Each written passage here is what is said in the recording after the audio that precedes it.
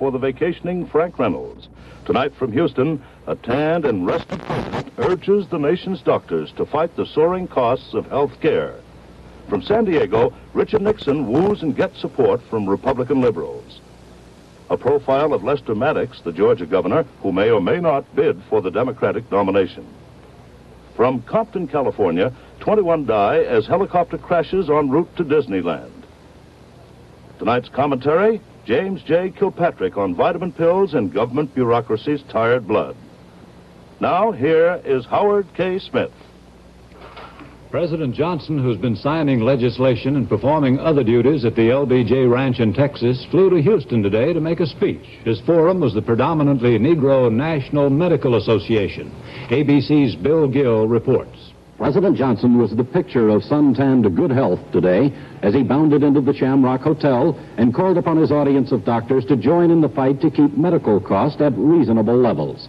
Then he promised to demand legislation extending federal medical services to infant children. He calls it kiddie care. You can call it by whatever name you wish. Some call things Medicaid and some Medicare. Some call them children's aid or some call them kiddie care. But I know what you know. And that is the richest, most powerful nation in the world ought to see that every child born into it is born as healthy as medical science will permit. And we know that's not happening now, don't we?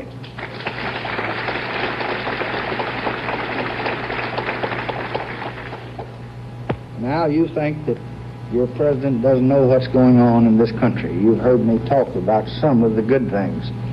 And I think it's necessary in this day and time when all we read about and all we see about and about all we can get published is some criticism or some sensational something, I think it's good that we lay a predicate and a foundation to show that we do have the capacity to move. And even though they charge us with saying that you never had it so good, I think it's important that we do point out that we have had it good in a good many fields. For one good reason, and that is to lay a predicate to show what our goals must be in the future and the big job that's still ahead. It was the president's first public appearance since undergoing extensive medical examinations in San Antonio recently. While no results have yet been announced, his appearance and enthusiasm here today was that of a man in excellent health and spirits. This is Bill Gill, ABC News in Houston. Richard Nixon continues his efforts to patch up differences in Republican ranks before the presidential campaign begins. That story in a moment. Put 5 chefs in one kitchen, and what happens? An argument. The only thing all 5 agree on is that Blue Bonnet margarine has 5 kinds of flavor. Frying flavor. Baking flavor. Melting flavor. Dipping flavor. Breading flavor. Blue Bonnet's got 5 kinds of flavor. Everything's better with the Blue Bonnet on it. No argument here. Blue Bonnet, stick or soft. Dreaming up a party? Don't forget the dry roasted nuts from Planters. Peanuts. They're great. Cashews. They're wild. Pecans. Southern style. Almonds. Ooh la la. Spanish peanuts. Olay. Or all mixed up. Dry roasted, using absolutely no fats or oils that add calories. A little get-together. Or a big hoop-de-doo. Have more fun Whee! with dry roasted nuts from Planters. Richard Nixon is working hard these days to reunite the Republican Party to ease the strains of the convention days. Today, Nixon talked by phone with 4 governors who had supported Nelson Rockefeller. They were John Chafee of Rhode Island, Colorado's John Love, Washington's Daniel Evan, Minnesota's Harold Evander. And in San Diego, Nixon walked and talked with Senator Thurston Morton of Kentucky, who had led the fight for Rockefeller. ABC's David Snell was there. According to Nixon aides, the past 36 hours have brought a rash of promises from Republican Party liberals. By their accounts, Rockefeller, Lindsay, Percy, and Romney have all pledged enthusiastic support for the Nixon campaign. But today, for the first time, an authentic liberal appeared at Richard Nixon's side as he strolled the beach at Mission Bay. A top Rockefeller strategist before Miami, Senator Thurston Morden had joined the Nixon team. He was our national chairman in 1960, and in that year, in that very close election, we lost, and we figured this is the year that we put it together and win. The senator, of course, will meet you gentlemen of the press later, and will be glad to answer questions with regard to his role. But he will be traveling with us continually during the campaign, and will be an advisor to me, not only on issues, but also on the situation with regard to Senate contests in the various states and some of the local problems in the various states. I'm happy to make what modest contribution I can, and I'm his to command, as he knows and as he knew as soon as he got the votes in Miami, which incidentally 10 days before I was sure he was going to get. Senator Morden anticipates that he will have no problem getting the backing of former Rockefeller supporters. But he adds, one of the reasons I'm going along is to make sure we get it. This day brought something for party conservatives, too. It was announced that Barry Goldwater will play a substantial role in the Nixon campaign, and that the former vice president will meet Friday with California Governor Ronald Reagan. David Snell, ABC News, San Diego. Maryland Governor Spiro Agnew returns to Baltimore, and presumably a warm welcome in his own constituency tonight. He's been in California meeting with Nixon and campaigning for votes. In Agnew's absence, an organization called Tax Rebellion Incorporated went to court, requested an order declaring the governorship vacant because Agnew is away campaigning so much, and asked that Agnew's $25,000 salary be withheld.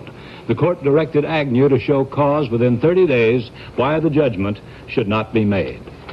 Former Major League infielder Jackie Robinson, who was an aide to Governor Rockefeller and who has left the Republican Party as a protest against the Nixon-Agnew ticket, was back campaigning today. Robinson has endorsed Vice President Humphrey and accompanied him today on a swing through Harlem.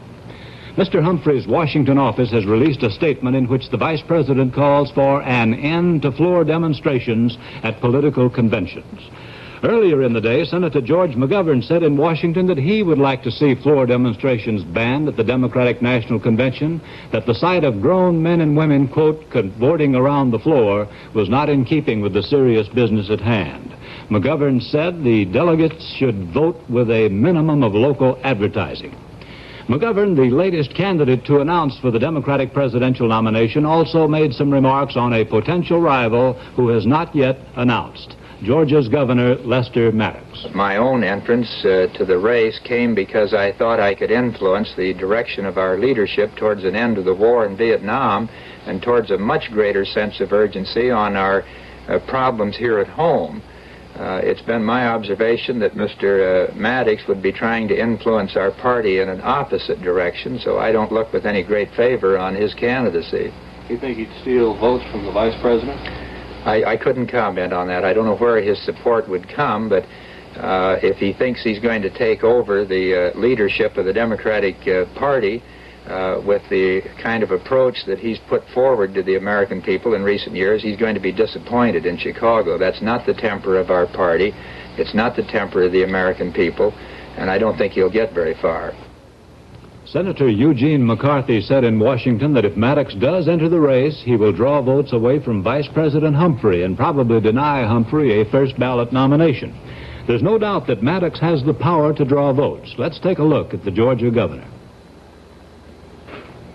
Governor Maddox's appeal lies in not only keeping in touch with the people, but being seen to keep in touch with them. He holds a regular People Day at the state capitol to hear any plea.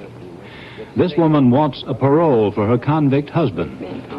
I have 4 children, and yes, I just can't make it. Yes, ma'am.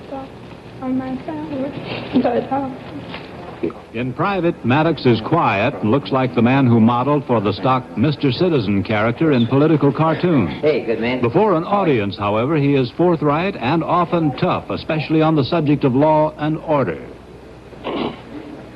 I don't think we're going to have any trouble in Georgia like some of our sister states, but we want to be in a position to safeguard the life and property of our people if we do.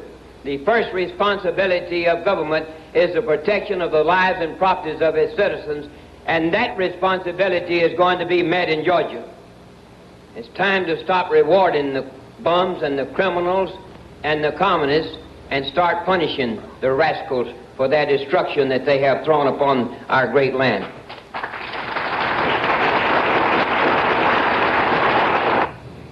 Ex-Congressman Charles Weltner quit politics 2 years ago rather than run on the same ticket with Maddox. In a talk with ABC's Tom Jarrow, Weltner said he was favorably surprised so far by Maddox's performance in politics. Race relations. What has happened to the image of Maddox, the axe handler, do you suppose?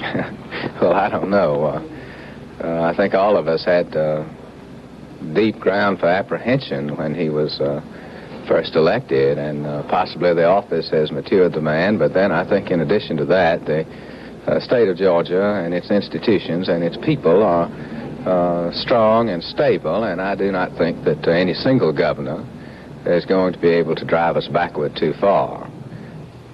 The governor likes campaigning not only in Georgia but also in other states. In January of this year, he drew a surprising turnout in Jackson, Mississippi, displayed a good popular touch, and the politician's standard absence of inhibition about funny headgear.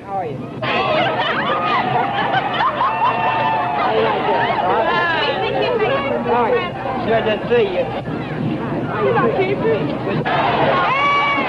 If he does run, he'll be a hawk on Vietnam, verbally in favor of government economy, actually in favor of record spending, verbally hostile to Negroes, though in fact he has given those new voters more state jobs than any governor in Georgia history. Governor Maddox plans a meeting on the steps of the state capitol in Atlanta tomorrow, to which he's invited every member of the Georgia legislature. Correspondent Tom Jarrow reports that tomorrow's declaration may only be to proclaim a Visit Georgia Day. If Maddox declares for president, says Jarrow, it would more likely come on Saturday to make sure to get Sunday's papers.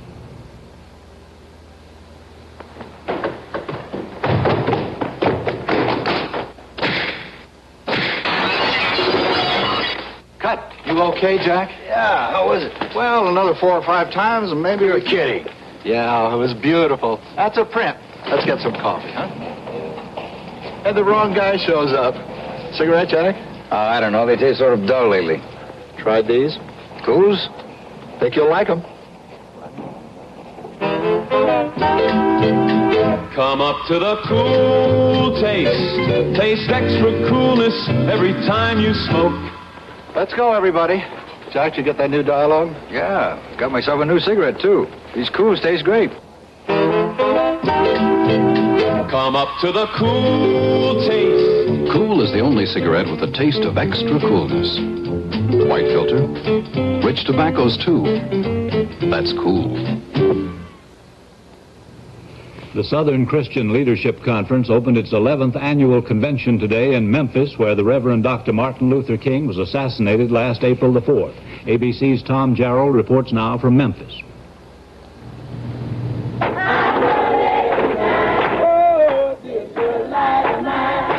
Old songs traditional with the civil rights movement resounded through the modern Memphis airport as dignitaries for the convention arrived. The city was selected as the annual meeting site by Dr. Martin Luther King before he was assassinated. His widow, Mrs. Coretta King, was in a nostalgic mood as she arrived to attend the annual board meeting. These were her thoughts. I returned to Memphis with no bitterness or malice, but with a heart full of love, gratitude, and thanksgiving. The months since my husband's death have been interminably long, frightfully challenging, and the responsibilities awesome. Yet I feel that my faith has been renewed, my strength increased, my hope revived, and my commitment strengthened. Security for the convention is tight. Memphis police have canceled days off and are providing personal bodyguards for Negro leaders. About 1,000 SCLC representatives are registered. The organization has decided against openly endorsing a presidential candidate this year, but an implied endorsement of the Democratic ticket is expected. The age-old problem of violence is still around, too, as the Reverend A.D. King disclosed as he hastily left for home. I am returning to Louisville, Kentucky, where the church that I pastor was bombed last night, to see what happened and to look into that. During the convention, special patrols of uniformed black knights will be standing by to guard delegates and to watch police who they say they mistrust. Tom Jarrow, ABC News, Memphis. The SCLC leadership still has not decided whether it will participate in direct action protests at the Democratic Convention later this month in Chicago. Allied forces swept through a complex of villages just north of Saigon and uncovered more than 500 rockets and recoilless rifle shells, plus assorted small-caliber ammunition. The villages are reported to shelter some 25,000 Viet Cong sympathizers. U.S. and North Vietnamese negotiators began their 4th month of peace talks in Paris today. After today's session, the 17th, the chief U.S. delegate, Averell Harriman, said, "I wouldn't say there hasn't been any real progress in these discussions, but I must confess I couldn't see any straws in the wind today." During today's session, both sides exchanged charges and countercharges. Harriman told the North Vietnamese they're preparing for another offensive in Vietnam, and a North Vietnamese delegate accused the United States of obstructing the path to peace. Harriman urged the North Vietnamese to, quote, "get down to serious business," as he put it, and suggested more frequent meetings. But the next meeting is still set a week from today. In a moment, a film of a helicopter crash near Los Angeles that takes the lives of all aboard. More children would go to school.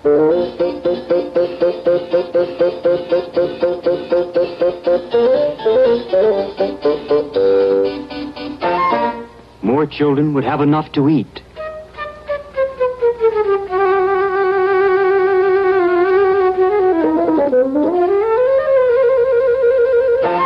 More children would feel like playing.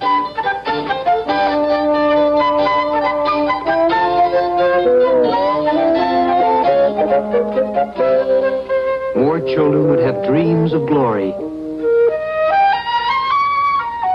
which would come true. If more people practiced family planning. For the children of tomorrow, support Planned Parenthood. A helicopter carrying 21 persons crashed near Los Angeles today, and all aboard were killed. Details now from ABC's John Davenport. The Los Angeles Airways craft fell to earth in a Compton park near Los Angeles. Nobody in the park was injured. The chopper was on the way to Disneyland. Children were among the passengers. One witness said the crash felt like an earthquake. Another, 17-year-old Derek Limeralt, was playing in the park at the time. Derek, tell us what you saw. Well, we were up at the park working, and we were outside playing, and we saw one of the propellers come off, and then he started spiraling, and then he straightened out and was wobbling a little, and then he looked like he was going to come down at Our Lady of Victory School. Well, what happened to the victims? Did you see any victims? No, we could hear them and smell the flesh burning, but we couldn't see nothing. You say you could hear them. What did you hear? We heard one lady scream for help. It was the second worst copter crash in history since the firm's other crash here 3 months ago when 23 died. A witness said the pilot today tried to miss some houses on the way down and added he almost made it in safely and did a great job until it broke up. He died at the controls. John Davenport, ABC News, Los Angeles. Los Angeles Airways has temporarily suspended all operations. French airline pilots have decided to join an international boycott of Algeria, a move to force the release of an Israeli airliner hijacked with its crew and passengers on July the 23rd. The boycott had been called for by the International Airline Pilots Association. Swissair and Alitalia are also expected to honor the boycott. At the Republican convention last week, Richard Nixon and other speakers criticized Attorney General Ramsey Clark and called for his resignation. Today, Clark replied to Nixon's charges. It was something of a disappointment to me. I think there are real issues in this election. They're very important, and the American people need to know where the candidates stand on each issue. I know where I stand, and I've tried to tell the American public. I stand for effective gun control. I stand for professionalization of police. I stand for massive new efforts to control delinquency among juveniles. And these are the issues that need discussing. I hope all the candidates will address themselves directly to the issues and not to personalities. The false issue that is being raised would be what? Well, the false issue that you suggest is that I'm soft on crime or that I believe looters should be permitted to go free, both of which are absurd. Are you charging that Richard Nixon is raising a false issue then? To the extent that he's engaged in the conduct that has just been described, yes. Informed sources in Athens report that Greek police have arrested more than 100 people in connection with the attempted assassination of Greek Premier Papadopoulos. The sources say that among the arrested are several former high-ranking military officers. Oh, the giant flightless bird you've just seen lived 50 million years ago. Dad, I only had one. One? Cavity. Splendid. Oh, he's proud. He ought to be only one cavity. How'd you do it? Well, Mine changed to Crest. well, of course, he brushed with Crest. Are you sure Crest did it? We used a lot of toothpaste, the Crest, and historic. Check out. Of the 5 leading toothpastes, only Crest has stannous fluoride to fight cavities. Recognizing the needs of the noses in your family, Downy Fabric Softener presents fresher smelling clothes.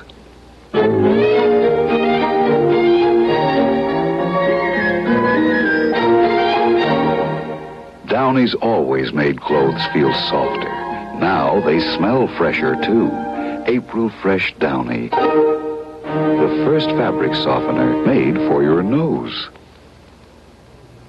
Chairman Wilbur Mills of the influential House Ways and Means Committee said the next president will have to continue the income tax surcharge through 1970.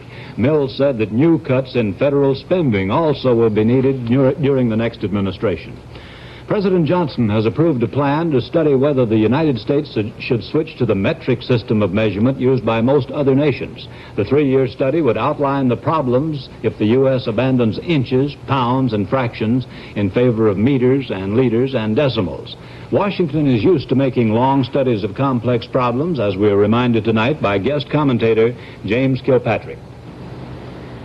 In his famous soliloquy upon the ills of the world around him, Prince Hamlet long ago brooded upon the law's delays. For a classic example of what troubled him, one may marvel at the vitamin-mineral hearings now in progress within the Food and Drug Administration. Progress is a doubtful word. The case began 6 years ago with a tentative regulation on food supplements, but it wasn't until June 24th of this year that formal hearings began. By general agreement, these hearings will run far longer than the recent hearings on how many peanuts make peanut butter. The object this time is to fix the precise number of milligrams of vitamins and minerals that may be compounded in the vitamin pills that millions of Americans take every day. The hearings also deal with artificial sweeteners, diabetic foods, canned milk, mineral water.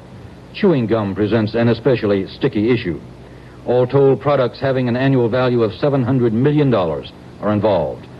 A major object is to determine if a statement should appear on every bottle of vitamin pills saying, in effect, that dietary supplements aren't really necessary for most people anyhow. The hearings have been going on for 7 weeks, but only 7 government witnesses have been heard. 63 remain to be called. More than 100 objectors have intervened. They have 250 experts of their own. 4,000 pages of record have piled up. It's expected that the hearings will run on for 3 years at least. Some say 4, some say 5. A conservative estimate places the cost at $4 to $6 million. And whatever final order may come from the commissioner sometime in the 1970s, it surely will be appealed to the courts. It's probably a good thing that the objectors make vitamin tablets. Before this expensive lunacy ends, if it ever ends, they will need all the strength they can get. This is James J. Kilpatrick in Washington. In a minute, I'll have a comment on the here and now generation.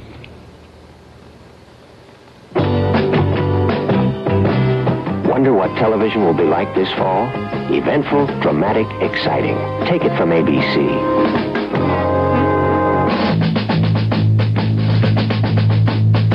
You'll see very unconventional coverage of the race to the White House.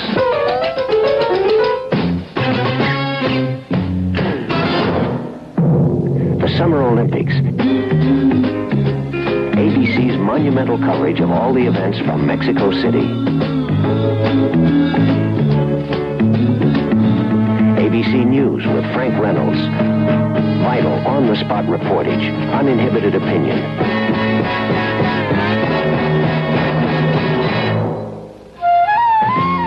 That's just part of a great new schedule. Recommended this fall on ABC.